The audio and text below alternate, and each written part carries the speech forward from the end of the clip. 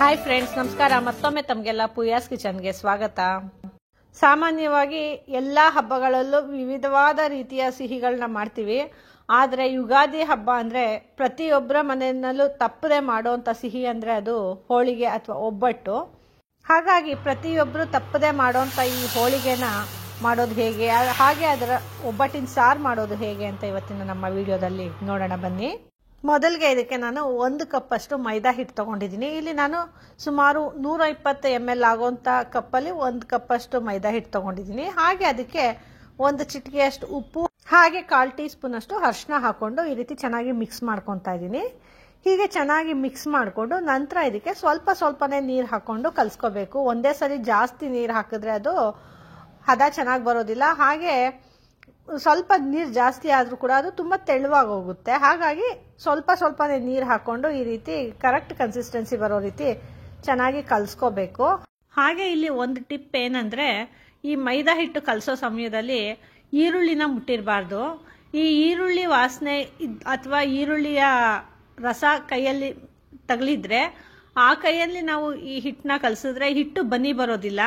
ಹಾಗಾಗಿ ಒಬ್ಬಟ್ಟು ಕೂಡ ಚೆನ್ನಾಗಿ ಬರೋದಿಲ್ಲ. ಈಗ ನೋಡಿ, ಕಲಸಾಗಿರೋಂಥ ಹಿಟ್ಟಿಗೆ 1 ಟೇಬಲ್ ಸ್ಪೂನ್ ಅಷ್ಟು ಎಣ್ಣೆ ಹಾಕ್ಕೊಂಡಿದ್ದೀನಿ. ಇಲ್ಲಿ ಎಣ್ಣೆ ಸ್ವಲ್ಪ ಜಾಸ್ತಿ ಪ್ರಮಾಣದಲ್ಲಿ ಕೂಡ ಹಾಕ್ಕೋಬೋದು, ಆದರೆ ಕಡಿಮೆ ಆದರೆ ಅದು ಚೆನ್ನಾಗಿರೋದಿಲ್ಲ. ಈಗ ಈ ಎಣ್ಣೆ ಹಾಕ್ಕೊಂಡು ಚೆನ್ನಾಗಿ ನಾದ್ಕೋಬೇಕು.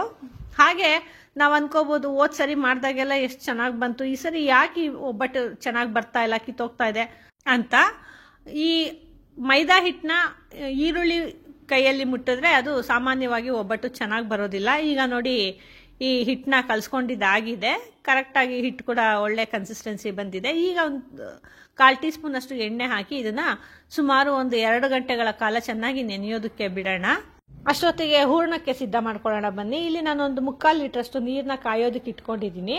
ಹಾಗೆ 1 ಕಪ್ ಅಷ್ಟು ತೊಗರಿಬೇಳೆನ ತೊಳ್ಕೊತಾ ಇದ್ದೀನಿ. ಈ ರೀತಿ ತೊಳ್ಕೊಳ್ಳೋದ್ರಿಂದ ಅದ್ರ ಮೇಲಿರೋ ಡಸ್ಟ್ ಆಗಲಿ ಅಥವಾ ಕೆಮಿಕಲ್ಸ್ ಏನಾರು ಇದ್ರೆ ಹೋಗುತ್ತೆ. ಅದಕ್ಕೋಸ್ಕರ ಈ ರೀತಿ ತೊಳೆದು ಹಾಕೊತಾ ಇದ್ದೀನಿ. ತೊಳೆದೆ ಹಾಗೆ ಕೂಡ ಹಾಕೋಬಹುದು. ಇಲ್ಲಿ ನಾನು ಮೈದಾ ಹಿಟ್ಟು ಮತ್ತು ಈ ಬೇಳೆ ಹಾಗೆ ಬೆಲ್ಲ 3 ಕೂಡ ಸಮ ಪ್ರಮಾಣದಲ್ಲಿ ತಗೊಂಡಿದ್ದೀನಿ. ಎಲ್ಲ ಅದೇ ಕಪ್ಪಲ್ಲಿ 1 ಕಪ್ ಅಳತೆಯಷ್ಟು ತಗೊಂಡಿದ್ದೀನಿ. ಈಗ ಈ ಬೇಳೆಗೆ 1 ಟೀ ಸ್ಪೂನ್ ಅಷ್ಟು ಎಣ್ಣೆ ಕೂಡ ಹಾಕೊಂಡಿದ್ದೀನಿ. ಈ ಎಣ್ಣೆ ಹಾಕೋದ್ರಿಂದ ಬೇಳೆ ಬೇಗ ಬೇಯುತ್ತೆ, ಹಾಗೆ ತುಂಬ ಸಾಫ್ಟಾಗಿ ಆಗುತ್ತೆ. ಅದಕ್ಕೋಸ್ಕರ 1 ಟೀ ಸ್ಪೂನ್ ಅಷ್ಟು ಎಣ್ಣೆ ಹಾಕೊಂಡಿದ್ದೀನಿ. ಈಗ ನೋಡಿ, ಇದು ಬೇಳೆ ಚೆನ್ನಾಗಿ ಬೆಂದಿದೆ. ಈ ರೀತಿ ಹೀಗೆ ಬೆಂದಾಗ ಈಗ ಈ ಬೇಳೆನ ಎತ್ತಿ ಈ ರೀತಿ ಪ್ರೆಸ್ ಮಾಡಿದ್ರೆ ಅದು ಚೆನ್ನಾಗಿ ಸ್ಮ್ಯಾಶ್ ಆಗಬೇಕು, ಚೆನ್ನಾಗಿ ನೈಸಾಗಿ ಸ್ಮ್ಯಾಶ್ ಆಗಬೇಕು. ಈ ರೀತಿ ಬೇಳೆ ಬೇಯಿದ್ರೆ ಅದು ಹೂರಣ ತುಂಬ ನೈಸಾಗಿ ಚೆನ್ನಾಗಿ ಬರುತ್ತೆ. ಈಗ ಈ ಬೇಳೆ ಚೆನ್ನಾಗಿ ಬೆಂದಿದೆ. ಈಗ ಇರೋವಂಥ ಎಕ್ಸ್ಟ್ರಾ ನೀರನ್ನೆಲ್ಲ ಬಸ್ಕೊಂಬಿಡೋಣ. ಹಾಗಾಗಿ ಈ ಸ್ಟೇನರ್ಗೆ ಈ ರೀತಿ ನಾನು ಸೋಸ್ಕೊತಾ ಇದ್ದೀನಿ. ಹೀಗೆ ಈ ಬೇಳೆ ಎಲ್ಲ ಸೋಸ್ಕೊಂಡ ನಂತರ ಈ ಕೆಳಗೆ ಬಂದಿರೋಂಥ ನೀರಿಗೆ ಈ ರೀತಿ 2 ಕಡ್ಡಿಯಷ್ಟು ಕರಿಬೇವು, ಹಾಗೆ 2 ಕಡ್ಡಿಯಷ್ಟು ಕೊತ್ತಂಬರಿ ಸೊಪ್ಪು, ಹಾಗೆ ರುಚಿಗೆ ತಕ್ಕಷ್ಟು ಉಪ್ಪು ಹಾಕೊತಾ ಇದ್ದೀನಿ. ಈ ರೀತಿ ಹಾಕೊಳ್ಳೋದ್ರಿಂದ ಕರಿಬೇವು ಮತ್ತು ಕೊತ್ತಂಬರಿ ಘಮ ತುಂಬ ಚೆನ್ನಾಗಿ ಆ ಕಟ್ಟಿಗೆ ಇಳ್ಕೊಳ್ಳುತ್ತೆ. ಈಗ ನಾವು ಹೂರಣಕ್ಕೆ ಸಿದ್ಧ ಮಾಡ್ಕೊಳ್ಳೋಣ ಬನ್ನಿ. ಈಗಾಗಲೇ ಬೇಯಿಸಿ ಇಟ್ಕೊಂಡಿರೋಂಥ ಬೇಳೆನ ಹೀಗೆ ಒಂದು ಪ್ಯಾನ್ಗೆ ಹಾಕ್ಕೊಂಡಿದ್ದೀನಿ. ಈಗ 1 ಕಪ್ ಅಷ್ಟು ಬೆಲ್ಲ ಹಾಕ್ಕೊಂಡಿದ್ದೀನಿ. ಈ ಬೇಳೆನ ಯಾವ ಪ್ರಮಾಣದಲ್ಲಿ ತೊಗೊಂಡಿದ್ದೀನೋ ಅದೇ ಪ್ರಮಾಣದಲ್ಲಿ ಬೆಲ್ಲ ಕೂಡ ತೊಗೊಂಡಿದ್ದೀನಿ.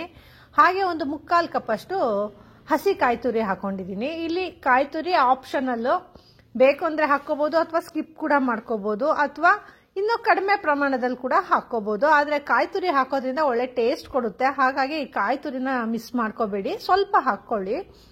ಈಗ ನೋಡಿ, ಇದನ್ನು ಚೆನ್ನಾಗಿ ಈ ಬೆಲ್ಲ ಎಲ್ಲ ಕರಗೋ ರೀತಿ ಚೆನ್ನಾಗಿ ಹುರ್ಕೋಬೇಕು. ಹಾಗೆ ಪೂರ್ತಿ ನೀರು ಎವಾಪ್ರೇಟ್ ಆಗೋ ರೀತಿ ಹುರ್ಕೋಬಾರ್ದು. ಹೀಗೆ ಹುರಿದಿದ ನಂತರ ಇದು ಸ್ವಲ್ಪ ತಣ್ಣಗಾದ ನಂತರ ಈ ಮಿಕ್ಸಿ ಜಾರ್ಗೆ ಹಾಕೊತಾ ಇದ್ದೀನಿ. ಹಾಗೆ ಈ ಮಿಕ್ಸಿ ಜಾರ್ಗೆ ಹಾಕೊಳ್ಳೋವಾಗ ತುಂಬ ಸಂಪೂರ್ಣವಾಗಿ ತಣ್ಣಗಾಗಿರಬಾರ್ದು, ಅದು ಸ್ವಲ್ಪ ಬಿಸಿ ಇರೋವಾಗಲೇ ಈ ಮಿಕ್ಸಿ ಜಾರ್ಗೆ ಹಾಕೊಂಡು ರುಬ್ಕೋಬೇಕು. ಹಾಗೆ ಇಲ್ಲಿ ನಾನು 1/2 ಟೀ ಸ್ಪೂನ್ ಅಷ್ಟು ಏಲಕ್ಕಿ ಪುಡಿ ಕೂಡ ಹಾಕೊಂಡು ಈ ರೀತಿ ನುಣ್ಣಗೆ ರುಬ್ಕೊಂಡಿದ್ದೀನಿ. ನೋಡಿ, ಇದು ಒಳ್ಳೆ ನೈಸ್ ಪೇಸ್ಟ್ ಆಗಬೇಕು, ಆ ರೀತಿ ರುಬ್ಕೋಬೇಕು. ಹಾಗೆ ಇಲ್ಲಿ ನೀರು ಹಾಕೋಬಾರ್ದು, ಹಾಗೆ ರುಬ್ಕೋಬೇಕು. ಈಗ ರುಬ್ಕೊಂಡಿರೋಂಥ ಹೂರಣನ ಒಂದು ಬೌಲ್ಗೆ ಬಗ್ಗಿಸ್ಕೊತಾ ಇದ್ದೀನಿ. ಈ ರೀತಿ ಬೌಲ್ಗೆ ಹಾಕೊಂಡು ಇದನ್ನ ಉಂಡೆ ಕಟ್ಕೋಬೇಕು. ನಮಗೆ ಒಬ್ಬಟ್ಟು ಯಾವ ಸೈಜಲ್ಲಿ ಬೇಕೋ ಆ ಸೈಜಲ್ಲಿ ಈ ಹೂರಣನ ಈ ರೀತಿ ಉಂಡೆ ಮಾಡ್ಕೋಬೇಕು. ನೋಡಿ, ಈ ಸೈಜಲ್ಲಿ ನಾನು ಉಂಡೆ ಮಾಡ್ಕೊತಾ ಇದ್ದೀನಿ. ಹೀಗೆ ಇಟ್ಕೊಂಡಿರೋಂಥ ಅಷ್ಟು ಹೂರಣನ ಈ ರೀತಿ ನಾನು ಉಂಡೆ ಮಾಡಿ ಒಂದು ಪ್ಲೇಟ್ಗೆ ಇಟ್ಕೊಂಡಿದ್ದೀನಿ. ಹೀಗೆ ಎಲ್ಲ ಉಂಡೆ ಮಾಡ್ಕೊಂಡ ನಂತರ ಈಗ ನಾವು ಸಾಂಬಾರ್ಗೆ ಸಿದ್ಧ ಮಾಡ್ಕೊಳ್ಳೋಣ ಬನ್ನಿ. ಇಲ್ಲಿ ಸಾಂಬಾರ್ಗೆ ನಾನಿಲ್ಲಿ ಒಂದು 8ರಿಂದ 10 ಸಣ್ಣ ಈರುಳ್ಳಿನ ಹಾಕೊಂಡಿದ್ದೀನಿ ಹುರಿಯೋದಕ್ಕೆ. ಇಲ್ಲಿ ಸಣ್ಣ ಈರುಳ್ಳಿ ಹಾಕೊಂಡ್ರೆ ತುಂಬಾನೇ ಟೇಸ್ಟ್ ಚೆನ್ನಾಗಿರುತ್ತೆ ಸಾಂಬಾರ್ದು, ಅದಕ್ಕೋಸ್ಕರ ನಾನು ಸಣ್ಣ ಈರುಳ್ಳಿ ಹಾಕೊಂಡಿದ್ದೀನಿ. ಹಾಗೆ ಕರಿಬೇವು 2 ಕಡ್ಡಿಯಷ್ಟು ಹಾಕೊಂಡಿದ್ದೀನಿ, ಮತ್ತೆ 1 ಟೀ ಸ್ಪೂನ್ ಅಷ್ಟು ಜೀರಿಗೆ, ಹಾಗೆ 1 ಟೀ ಸ್ಪೂನ್ ಅಷ್ಟು ಎಣ್ಣೆ ಕೂಡ ಹಾಕೊಂಡು ಹುರ್ಕೊತಾ ಇದ್ದೀನಿ. ಇಲ್ಲಿ ಸಣ್ಣ ಈರುಳ್ಳಿ ಸಿಕ್ಕಿಲ್ಲ ಅಂದ್ರೆ ನಾರ್ಮಲ್ ದಪ್ಪ ಈರುಳ್ಳಿನೇ ಒಂದು ಅರ್ಧ ಈರುಳ್ಳಿ ಹಾಕೊಂಡು ಹುರ್ಕೋಬಹುದು. ಆದ್ರೆ ಈ ರೀತಿ ಸಣ್ಣ ಈರುಳ್ಳಿ ಹಾಕೊಳ್ಳೋದ್ರಿಂದ ಆ ಸಣ್ಣ ಈರುಳ್ಳಿ ಹುರ್ಕೊಳ್ಳೋವಾಗ ಆ ಮೇಲ್ಗಡೆ ಲೇಯರ್ ಎಲ್ಲ ಚೆನ್ನಾಗಿ ಸಂಪೂರ್ಣವಾಗಿ ಫ್ರೈ ಆಗುತ್ತೆ, ಹಾಗೆ ಒಳಗಡೆ ಲೇಯರ್ ಹಾಗೆ ಹಸಿಯಾಗಿರುತ್ತೆ. ಹಾಗೆ ಈ ಸಣ್ಣ ಈರುಳ್ಳಿ ತುಂಬಾನೇ ಟೇಸ್ಟಲ್ಲಿ ಚೆನ್ನಾಗಿರುತ್ತೆ. ಹಾಗಾಗಿ ಈ ಸಣ್ಣ ಈರುಳ್ಳಿ ಹಾಕೊಳ್ಳೋದ್ರಿಂದ ಈ ಒಬ್ಬಟ್ಟಿನ ಸಾಂಬಾರು ಟೇಸ್ಟ್ ಅಂತೂ ತುಂಬಾ ಚೆನ್ನಾಗಾಗುತ್ತೆ. ಈ ಸಣ್ಣ ಈರುಳ್ಳಿ ಆಪ್ಷನ್ ಇದ್ರೆ ಈ ಸಣ್ಣ ಈರುಳ್ಳಿನೇ ಹಾಕೊಳ್ಳಿ, ಅಥವಾ ಸಣ್ಣ ಈರುಳ್ಳಿ ಸಿಕ್ಕಿಲ್ಲ ಅಂದಾಗ ಮಾತ್ರ ದಪ್ಪ ಈರುಳ್ಳಿ ಹಾಕೊಳ್ಳಿ. ನೋಡಿ ಈ ರೀತಿ ಹುರ್ಕೊಂಡಿದ ನಂತರ ಇದು ಸ್ವಲ್ಪ ತಣ್ಣಗಾಗೋದಕ್ಕೆ ಬಿಡೋಣ. ಇದು ಸ್ವಲ್ಪ ತಣ್ಣಗಾದ ನಂತರ ಇದನ್ನ ಒಂದು ಮಿಕ್ಸಿ ಜಾರ್ಗೆ ಹಾಕೊಂಡು ಮಿಕ್ಕಿದ ಮಸಾಲೆಗಳನ್ನ ಹಾಕೊಳ್ಳೋಣ ಬನ್ನಿ. ನೋಡಿ ಈಗ ಇದು ಸಂಪೂರ್ಣವಾಗಿ ತಣ್ಣಗಾಗಿದೆ ಈ ಈರುಳ್ಳಿ. ಈಗ ಈ ಮಿಕ್ಸಿ ಜಾರ್ಗೆ ಹಾಕೊಂಡು ಇದಕ್ಕೆ ಒಂದು ಸ್ವಲ್ಪ ಕೊತ್ತಂಬರಿ ಸೊಪ್ಪು, ಹಾಗೆ 1 ಟೇಬಲ್ ಸ್ಪೂನ್ ಅಷ್ಟು ಕಾಯಿ ತುರಿ, ಹಸಿ ಕಾಯಿ ತುರಿ ಹಾಕೊಂಡಿದ್ದೀನಿ. ಬೇಕಂದ್ರೆ ಇಲ್ಲಿ ಒಣ ಕೊಬ್ಬರಿ ಕೂಡ ಹಾಕೋಬಹುದು. ಹಾಗೆ ಅರ್ಧ ಟೀ ಸ್ಪೂನ್ ಅಷ್ಟು ಅರಿಶಿನ, ಮತ್ತೆ 3 ಟೀ ಸ್ಪೂನ್ ಅಷ್ಟು ಖಾರದ ಪುಡಿ ಹಾಕೊಂಡಿದ್ದೀನಿ. ಹಾಗೆ ಇದಕ್ಕೆ ರುಬ್ಬೋದಕ್ಕೆ ಬೇಕಾಗಿರೋಷ್ಟು ನೀರು ಹಾಕೊಂಡು ಚೆನ್ನಾಗಿ ನುಣ್ಣಗೆ ರುಬ್ಕೋಬೇಕು. ಹೀಗೆ ನುಣ್ಣಗೆ ರುಬ್ಕೊಂಡು ನಂತರ ಈಗಾಗಲೇ ನಾವು ಬೇಳೆ ಕಟ್ಟಿಗೆ ಕೊತ್ತಂಬರಿ ಹಾಗೆ ಕರಿಬೇವು ಹಾಕಿ ಇಟ್ಕೊಂಡಿದ್ವಲ್ಲ, ಅದನ್ನ ಈ ರೀತಿ ಕುದಿಯೋದಕ್ಕೆ ಇಟ್ಕೊಳ್ಳೋಣ. ಹೀಗೆ ಅದು ಕುದಿಯೋಕ್ಕೆ ಸ್ಟಾರ್ಟ್ ಆದ ತಕ್ಷಣ ಈ ರುಬ್ಬಿಟ್ಕೊಂಡಿರೋಂಥ ಮಸಾಲೆನ ಇದಕ್ಕೆ ಹಾಕೊಳ್ಳೋಣ. ಈ ಮಸಾಲೆ ಎಲ್ಲ ಇದಕ್ಕೆ ಹಾಕಿ ಆ ಮಿಕ್ಸಿ ಜಾರ್ಗೆ ಸ್ವಲ್ಪ ನೀರು ಹಾಕೊಂಡು ಈ ಸಾಂಬಾರ್ಗೆ ಹಾಕೊಳ್ಳೋಣ. ತುಂಬಾ ನೀರು ಹಾಕೋಬಾರ್ದು, ಇಲ್ಲಿ ಸ್ವಲ್ಪ ನೀರು ಹಾಕೊಂಡ್ರೆ ಸಾಕಾಗುತ್ತೆ. ಹೀಗೆ ರುಬ್ಬಿರೋದೆಲ್ಲ ಹಾಕೊಂಡ ನಂತರ ಇದಕ್ಕೆ ನಾನು ಒಂದು 3 ಟೇಬಲ್ ಸ್ಪೂನ್ ಅಷ್ಟು ಹುಣಸೆ ಹಣ್ಣಿನ ರಸ ಹಾಕೊತಾ ಇದ್ದೀನಿ. ಹಾಗೆ 1 ಟೇಬಲ್ ಸ್ಪೂನ್ ಅಷ್ಟು ಬೆಲ್ಲ ಹಾಕೊತಾ ಇದ್ದೀನಿ. ಇಲ್ಲಿ ಆಪ್ಷನ್ ಬೆಲ್ಲ ಕೂಡ ಹಾಕೋಬಹುದು ಅಥವಾ ಹೂರ್ಣ ಕೂಡ ಹಾಕೋಬಹುದು. ಹೂರ್ಣ ಹಾಕೊಂಡ್ರೆ ಇಷ್ಟು ಹೂರ್ಣ ಹಾಕೊಂಡ್ರೆ ಕೂಡ ಅದು ಸಾಂಬಾರ್ ತುಂಬಾ ಚೆನ್ನಾಗಿರುತ್ತೆ. ಆದ್ರೆ ಇಲ್ಲಿ ಹೂರ್ಣ ಹಾಕೊಳ್ಳೋದ್ರಿಂದ ಸಾಂಬಾರು ತುಂಬಾ ಗಟ್ಟಿ ಬರುತ್ತೆ. ಹಾಗಾಗಿ ನಾನು ಹೂರ್ಣ ಹಾಕೊಂತಾ ಇಲ್ಲ, ಅದ್ರ ಬದಲಿಗೆ ಬೆಲ್ಲ ಹಾಕೊಂಡಿದ್ದೀನಿ. ಹೂರ್ಣ ಇಷ್ಟಪಡೋರು ಹಾಗೆ ಸಾಂಬಾರ್ ಸ್ವಲ್ಪ ಗಟ್ಟಿ ಬೇಕು ಅನ್ನೋರು ಬೆಲ್ಲದ ಬದಲಿಗೆ ಈ ಹೂರ್ಣನೇ ಹಾಕೊಂಡು ಈ ಸಾಂಬಾರ್ನ ಮಾಡ್ಕೊಂಡ್ರೆ ತುಂಬಾನೇ ಚೆನ್ನಾಗಿರುತ್ತೆ. ಈಗ ಈ ಎಲ್ಲ ಸಾಮಗ್ರಿಗಳನ್ನ ಹಾಕೊಂಡ ನಂತರ ಈ ಸಾರು ಚೆನ್ನಾಗಿ ಕುದಿಯೋದಕ್ಕೆ ಬಿಡೋಣ. ಈಗಾಗಲೇ ನಾವು ಬೇಳೆ ಕಟ್ಟಿಗೆ ಉಪ್ಪು ಹಾಕಿರೋದ್ರಿಂದ ಇಲ್ಲಿ ಉಪ್ಪು ಹಾಕೊಳ್ಳುವಂತ ಅವಶ್ಯಕತೆ ಇಲ್ಲ. ಈಗ ನೋಡಿ ಈ ಸಾಂಬಾರು ಕುದಿಯೋದಕ್ಕೆ ಸ್ಟಾರ್ಟ್ ಆಗಿದೆ. ಈಗ ನಾನು 1 ಟೇಬಲ್ ಸ್ಪೂನ್ ಅಷ್ಟು ಹಸಿ ಕಾಯಿ ತುರಿ ಹಾಕೊಂತಾ ಇದ್ದೀನಿ. ಇದು ಆಪ್ಷನಲ್, ಕಾಯಿ ತುರಿ ಇಷ್ಟಪಡೋರು ಹಾಕೋಬಹುದು ಅಥವಾ ಸ್ಕಿಪ್ ಕೂಡ ಮಾಡ್ಕೋಬಹುದು.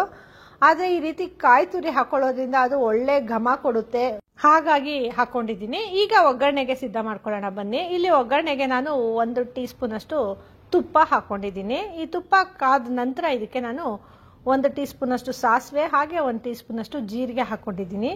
ಹಾಗೆ 2 ಕಡ್ಡಿಯಷ್ಟು ಕರಿಬೇವು, ಸ್ವಲ್ಪ ಹಿಂಗ್ ಹಾಕೊಂಡಿದ್ದೀನಿ.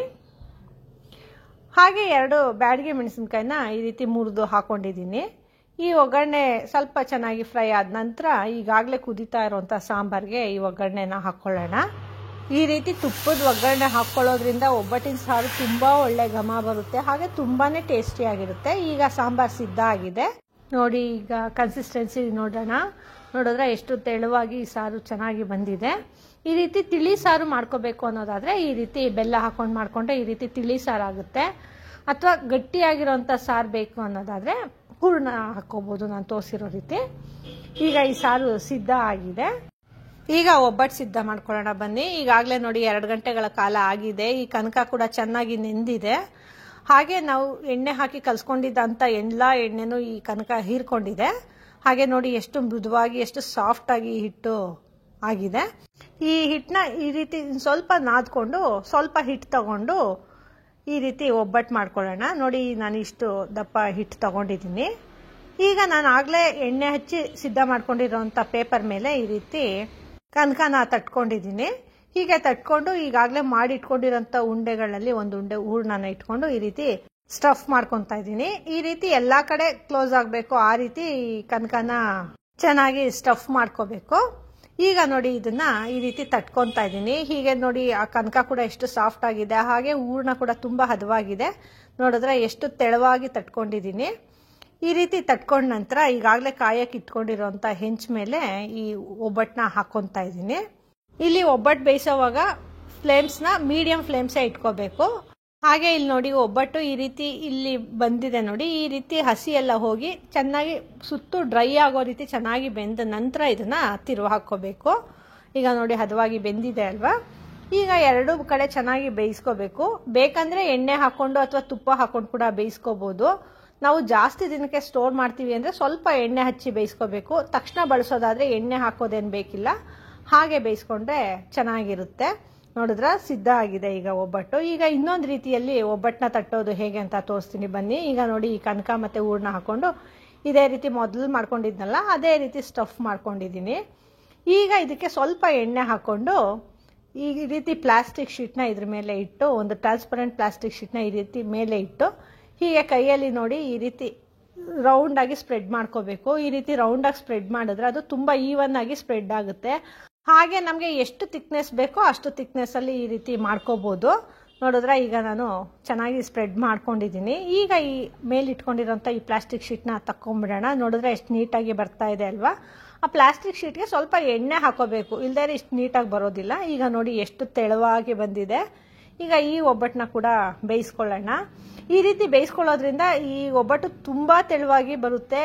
ಹಾಗೆ ತುಂಬಾ ಈಸಿಯಾಗಿ ಒಬ್ಬಟ್ಟು ತಟ್ಟಕ್ಕೆ ಬರ್ದೇ ಇರೋರು ಕೂಡ ಈ ರೀತಿ ಮಾಡ್ಕೋಬಹುದು. ಕೈಯಲ್ಲಿ ಒಬ್ಬಟ್ಟು ತಟ್ಟೋದು ಅನ್ನೋದಾದ್ರೆ ಅದು ಸ್ವಲ್ಪ ತಿಕ್ಕಾಗಿ ಮಾಡ್ಕೋಬೇಕಂದ್ರೆ ಅಥವಾ ನಮ್ಗೆ ಯಾವ ಥಿಕ್ನೆಸ್ ಬೇಕೋ ಆ ರೀತಿ ಮಾಡ್ಕೊಳ್ಳೋಕ್ಕೆ, ಹಾಗೆ ಚೆನ್ನಾಗಿ ಅಭ್ಯಾಸ ಇರೋರು ಆ ರೀತಿ ಮಾಡ್ಕೋಬಹುದು. ಆದ್ರೆ ಅಭ್ಯಾಸ ಇಲ್ಲದೆ ಇರೋರು ಈ ರೀತಿ ಪ್ಲಾಸ್ಟಿಕ್ ಶೀಟ್ ಹಾಕೊಂಡು ಮಾಡ್ಕೊಂಡ್ರೆ ತುಂಬಾನೇ ಸುಲಭವಾಗಿ ಬರುತ್ತೆ. ನೋಡಿ ಈಗ ಮಾಡಿರೋಂಥ ಒಬ್ಬಟ್ಟನ್ನ ನಾನು ಮುರಿದು ತೋರಿಸ್ತಾ ಇದ್ದೀನಿ. ಎಷ್ಟು ಸಾಫ್ಟ್ ಆಗಿ ಬಂದಿದೆ ನೋಡಿದ್ರೆ ಒಬ್ಬಟ್ಟು. ಹಾಗೆ ಈ ತುಪ್ಪದ ಜೊತೆ ತಿನ್ನೋದಕ್ಕಂತೂ ತುಂಬಾನೇ ಟೇಸ್ಟಿಯಾಗಿ ತುಂಬಾನೇ ಚೆನ್ನಾಗಿರುತ್ತೆ. ನಿಮಗೆ ಈ ರೆಸಿಪಿ ಇಷ್ಟ ಆಯಿತು ಅಲ್ವಾ? ಹಾಗಿದ್ರೆ ನೀವು ಈ ಹಬ್ಬಕ್ಕೆ ಈ ಒಬ್ಬಟ್ಟನ್ನ ಟ್ರೈ ಮಾಡಿ ಹೇಗೆ ಬಂತು ಅಂತ ನಮಗೆ ಫೀಡ್ಬ್ಯಾಕ್ ಕೊಡಿ.